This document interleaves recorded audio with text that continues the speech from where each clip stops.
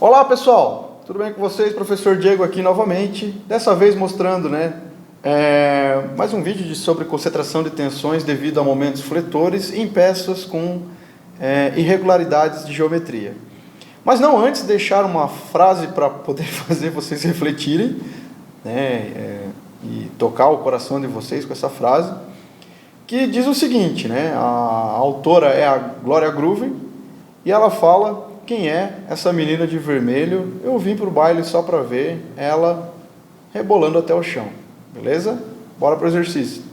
Bom, logo após essa magnífica reflexão, vamos às etapas para a resolução de problemas de momento fletor em resistência dos materiais, que são as seguintes: coletar os dados do enunciado da figura, aplicar o diagrama de corpo livre, subdividir a área da seção transversal em mais elementos, calcular a área individual de cada elemento, calcular a linha neutra, calcular a distância entre o centroide do elemento e a linha neutra, calcular o momento de inércia individual dos elementos, calcular o momento de inércia da peça, calcular os centroides da peça e, por último, calcular o momento fletor ou tensões de tração e compressão. Bom, vamos à primeira etapa, então, que seria coletar os dados do enunciado da figura. O enunciado diz o seguinte: ranhuras semicirculares de raio R, que são essas daqui, devem ser fresadas no lado de uma barra de aço, conforme mostra a figura. Está aqui, ó. Então, o que a gente tem que saber é que o centro do raio é exatamente essa superfície aqui, ó. Essa superfície é o centro do raio, ou metade de um diâmetro aqui, Usando uma tensão admissível de 55 megapascal, então aqui já é a tensão máxima, determine o maior momento fletor que pode ser aplicado. Então, ele quer saber qual que é esse momento fletor aqui do canto, ao elemento quando o raio das ranhuras for. Aí são duas situações. Na alternativa A, ele fornece 9,5 de raio, e na alternativa B, 19 milímetros. Então, esse raio aqui, ele vai ser primeiro 9,5 e depois 19 milímetros, tá? Ok, então a gente vai resolver duas situações. E continuando, o que a gente pode pegar da geometria aqui, Então, a medida de essa largura maior, Dzão, ela é 114 milímetros, porque a figura forneceu. Temos também aqui a espessura, B, aqui a gente chama de B. Essa espessura tem 19 milímetros.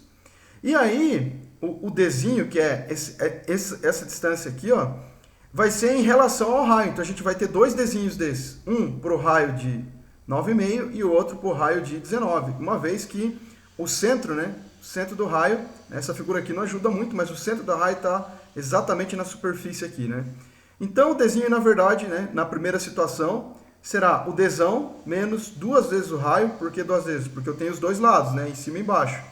E, substituindo os valores, então, a gente vai ficar com 114 menos duas vezes 9,5. O Dzinho 1 vai ser 95 milímetros. Já o Dzinho 2, que é Dzão menos duas vezes o raio, só que agora o raio 2. Então, substitui os valores, 114 menos duas vezes o 19, e o D2, mas mantém o respeito, ou o Dzinho 2, é igual a 76 milímetros. Então, essas duas situações vão ter que ser encaradas para resolver a alternativa A e o outro a alternativa B. E também, como segunda etapa, teríamos o diagrama de corpo livre.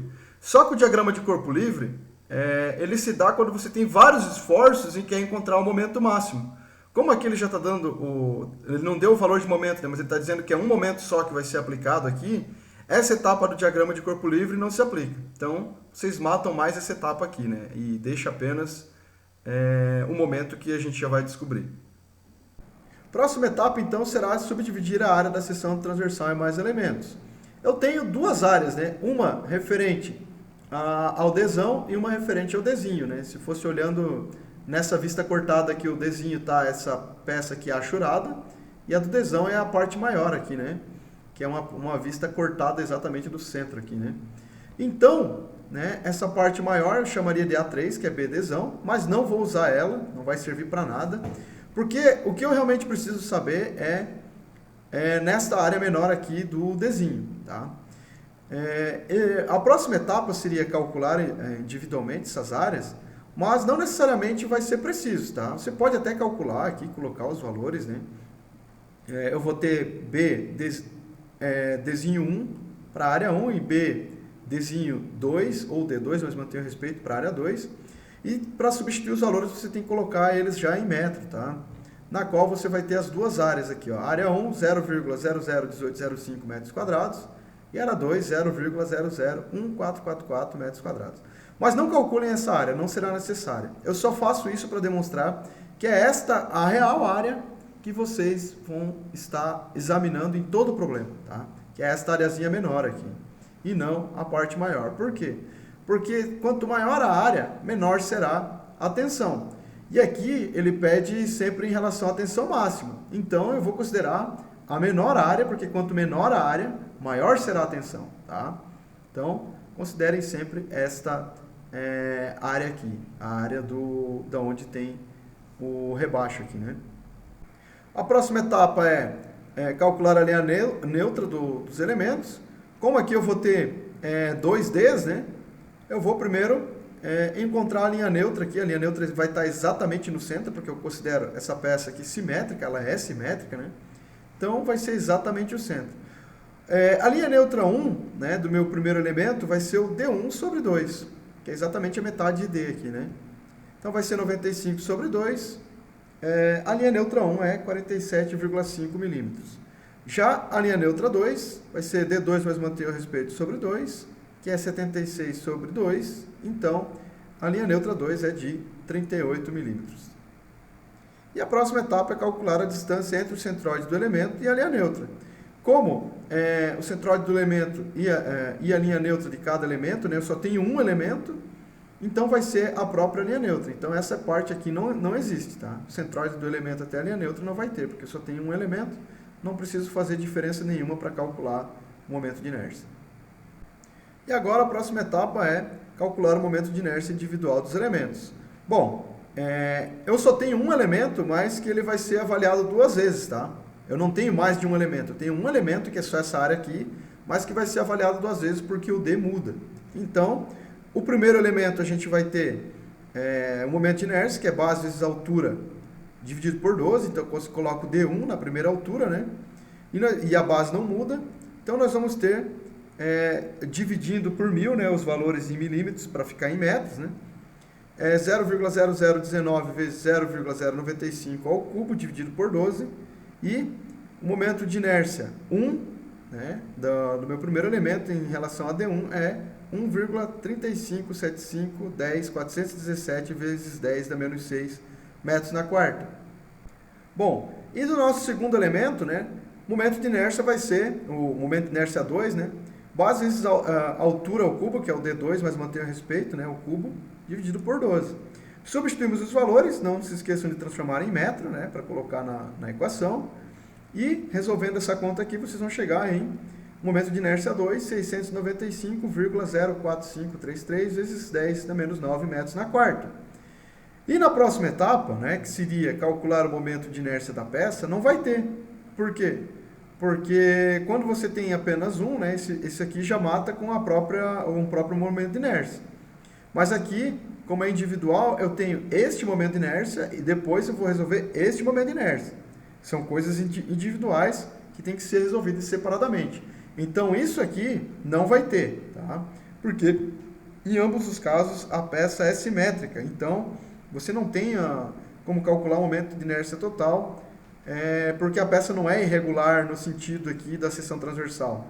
Ela só é irregular aqui em relação à largura dela, né? Mas na seção transversal ela é simétrica. Então, o momento de inércia vai ser individual de cada um, mas calculado separadamente. Bom, a próxima etapa, né, é calcular os centroides da peça. Não vai precisar, porque vocês já fizeram lá, né? Lembra que eu dei um spoiler que a etapa 9 vocês mataram quando encontraram a linha neutra? Pois é, por que isso? Porque analisa a linha neutra aqui, ó. O centroide da peça sempre é a distância da linha neutra até as extremidades, que estão aqui, ó. Então, é o próprio valor da linha neutra, uma vez que ela é simétrica. Então, analisando aqui, ó, sempre tinha, né, nas extremidades C1 e C2, né? E essa distância C aqui vai ser igual a C1, que é igual a C2. Portanto, se eu quisesse calcular C1, era D1 dividido por 2, né? Então, agora, referente C1 a peça número 1, né, que é a peça de diâmetro de D1 e de raio 1, tá? Que que é o 95 dividido por 2, então o C1 vai ser 47,5 milímetros, que está lá, ó, a linha neutra 1. E o C2, né, que é referente não a esse C2 aqui, mas referente à peça quando o diâmetro for 2, tá? Quando o diâmetro for 2 e o raio for 2, então D2, mas mantém o respeito, igual a 76 dividido por 2, e o C2 passa a ser, então, 38 milímetros, tá? No caso aqui, esse C1 é igual ao C2 dele mesmo, e esse C2 é igual ao C1 dele mesmo, tá? Mas eu separei em C1 e C2 para exemplificar que são duas peças diferentes, né? Porque tem distância D e raio R diferentes aqui, 1 e 2. Então, a gente chega à última etapa, que é calcular o momento fletor ou tensões de tração e compressão. Então, vamos pensar um pouco, né? A tensão média é sempre MC sobre I, né? Eu não sei quanto vale a tensão média e também não sei quanto vale o momento, porque o exercício pediu. Então, estamos com duas incógnitas aqui nesta equação. Porém, entretanto, todavia, contudo, eu sei que o K, ele é igual, né, à tensão máxima sobre a tensão média. Olha só que legal, né? O K, que é o coeficiente de concentração de tensões, ele é a tensão máxima sobre a tensão média. Se a gente organizar aqui e passar a tensão média para cá, o K passa dividindo, só troca de lugar aqui, né? Os dois. Então, a tensão média vai ser a tensão máxima sobre o K, né? Tensão média igual a tensão máxima sobre K. Então, percebam que se eu pegar o lado direito dessa igualdade aqui e passar para cá, ó, né? Então, o lado direito, que é a tensão média que eu passar no lugar da tensão média, a minha equação vai ficar com essa cara aqui, ó. Tensão máxima sobre K é igual a MC sobre I. E, a partir disso, a minha única incógnita que passa a ter aqui é o M, né? Então, o momento vai ser a tensão máxima, né? Passando tudo para o outro lado, né? Vezes o momento de inércia sobre o K, que já estava aqui embaixo, e o C, que estava multiplicando, passa dividindo. Então, M igual tensão máxima vezes I sobre KC. Ok, né? Agora já melhorou bastante a minha vida. Mas como eu encontrar? Porque assim, a tensão máxima eu tenho, inércia eu tenho, os valores de C eu acabei de pegar. Eu não tenho os valores de K, né? Agora a gente ramifica a próxima etapa, então, né? Que nós calcularmos esses valores, né? Traçando os valores de razão de aspecto para o gráfico de K, tá? Então, só lembrando que eu vou ter M1 igual a tensão máxima vezes I sobre K1C1, bem como M2, né, que já é a resposta da letra B, tensão máxima I2 sobre K2C2. Traçando no gráfico, eu preciso das razões de aspecto. Primeiro, a razão de aspecto, R sobre D, no caso, R1 sobre D1. Né? R1 sobre D1 vai ser 9,5 dividido por 95, R1 sobre D1 vai ser 0,1. E esse aqui vai representar, eu traçar o eixo X. Lá na letra B, eu vou precisar do R2 sobre D2, mas mantenho o respeito. Substitui os valores e R2 sobre D2 vai ser 0,25 lá na nossa letra B, que é o eixo X também. Tá? Já nas linhas, né, eu vou ter Dzão sobre Dzinho 1 na letra A, né, que é igual a 114 sobre 95, então Dzão sobre Dzinho 1 vai ser 1,2, né, e esse aqui vai ser as linhas do gráfico na letra A. E para a letra B eu vou ter Dzão sobre Dzinho 2, que é igual a 114 dividido por 76. O Dzão sobre Dzinho 2, mais mantenho o respeito, é 1,5. Tá? Então aqui agora eu tenho, né, as razões de aspecto para poder traçar os valores de K no gráfico.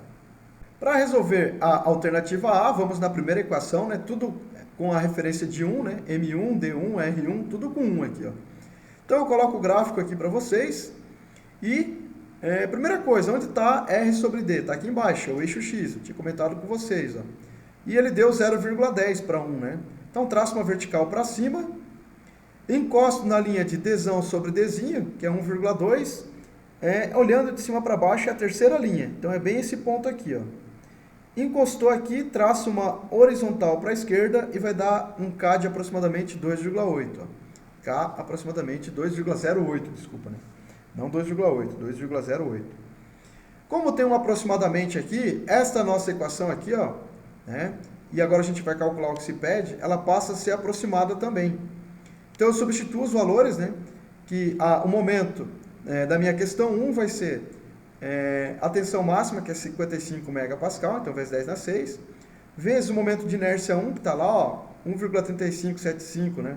Vezes 10 na menos 6, dividido ainda por K1, que eu acabei de encontrar, 2,08, e pelo C1, né, que é 47,5 milímetros, passado para metro aqui, né? Então, o momento 1, né, ou a resposta da letra A, é de aproximadamente 755,699 newton vezes metro. Tá? Então, esta é a resposta da alternativa A. Então, na alternativa B, a gente considera os valores para D2, mas manter o respeito e R2. Então, tudo 2. Ó, momento 2, né, razão de aspecto 2. Né? Vamos colocar o gráfico aqui. Como a nossa razão aqui do eixo X, R sobre D, deu 0,25. Traça aqui, né, nesse ponto aqui, ó, uma vertical para cima. Encosta na linha do 1,5. A linha do 1,5 é a nossa segunda linha aqui, ó, que está correndo. Encostou na linha do 1,5. Traça uma horizontal para a esquerda. Nesta horizontal para a esquerda aqui, eu cheguei a um valor de K de aproximadamente 1,62. Então agora a gente vai calcular o que se pede, né? Com K de aproximado 1,62. Então nessa equação aqui de momento, eu não tenho mais uma igualdade, eu tenho uma aproximação porque eu acabei de pegar no gráfico, né? Então momento 2 vai ser igual a minha tensão máxima continua sendo a mesma. A inércia muda, né, porque nós tínhamos calculado uma inércia para a segunda geometria, 695,045 vezes 10 na menos 9.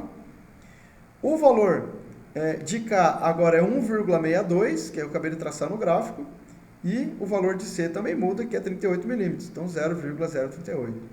E essa conta aqui chega então a 620,979 newton vezes metro.